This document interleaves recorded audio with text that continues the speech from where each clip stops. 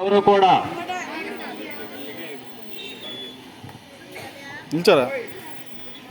సభాయ నమః.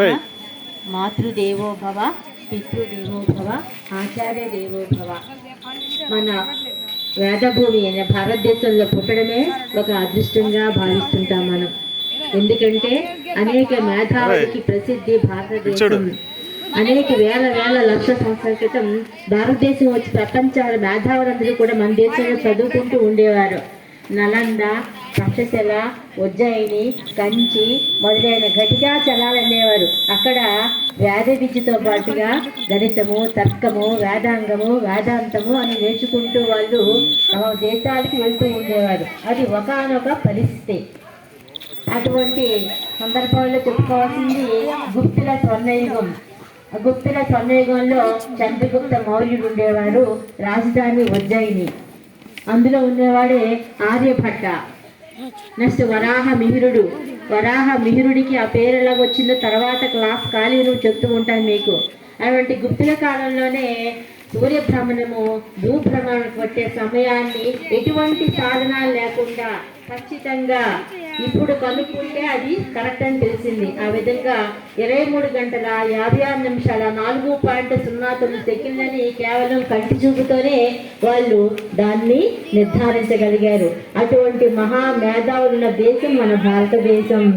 మన దేశము అటువంటి భారతదేశం తర్వాత కాలంలో అరబ్బులు మన దేశానికి రావడంతో మన దేశంలో అనేక శాస్త్ర గ్రంథాలని తమ దేశంలో తర్జుమా తీసుకుంటూ అంటే పర్షియన్ అరబిక్ దేశాల్లో అవి ప్రచారం పొంది తర్వాత ద్వారంగా ఇంగ్లీష్, ఇంగ్లాండ్ దేశాలకు కూడా వెళ్ళడం జరిగింది.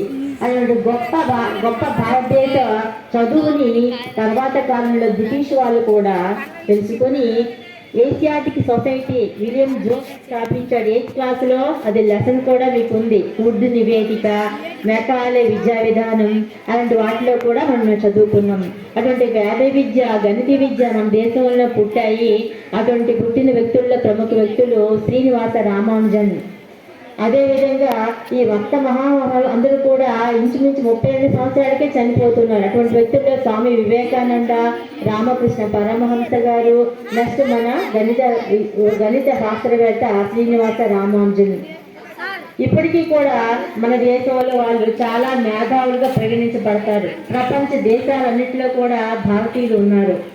జపాన్ నుంచి, అమెరికా నుంచి, ఆసియా నుంచి అన్ని దేశాల్లో కూడా భారతీయ విద్యార్థులే మేధావులుగా, విద్యావంతులుగా పరిగణింపబడుతుంది. కారణం ఏంటంటే మన దేశంలో ఉన్నటువంటి కుటుంబ వ్యవస్థ, విద్యా విధానం. అటువంటి దేశంలో పుట్టిన మనం కూడా చక్కగా చదువుకొని ఈ వేదాంతుల ఈ గొప్ప మేధావుల స్థాయిలో మనం కూడా పేరు ప్రఖ్యాతి సంపాదించుకోవాలంటే చేయాల్సింది ఏమంటే ఈ యొక్క ఏకాగ్రత చదువుకుంటూ గణితం వస్తే అన్నీ వచ్చేస్తాయి ఆటోమేటిక్గా. గణితం వస్తే ఫిజిక్స్ వస్తుంది, కెమిస్ట్రీ వస్తుంది, రీజనింగ్ వస్తుంది, నెక్స్ట్ ఏమో యాక్యురసీ అండ్ స్పీడ్ కూడా వస్తుంది. దీనికి కారణం ఏంటంటే మేధావి సబ్జెక్ట్ ఏంటంటే గణితంలో మీరందరూ ప్రజ్ఞావంతులు కావాలంటే శ్రద్ధ పెట్టి చదివితే తప్ప ఆ సబ్జెక్ట్ అర్థం కాదు. అది మనం తెలుసుకోలేము. తక్కిన సబ్జెక్టు చదివితే వస్తాయి, కానీ ఈ సబ్జెక్టు ఫౌండేషన్ లేదే నిలబడదు. ఈ ఫౌండేషన్తో తదితర క్లాసులన్నీ కూడా బాగా ఉండాలంటే మీరు బాగా లెక్కలు నేర్చుకోవాలి.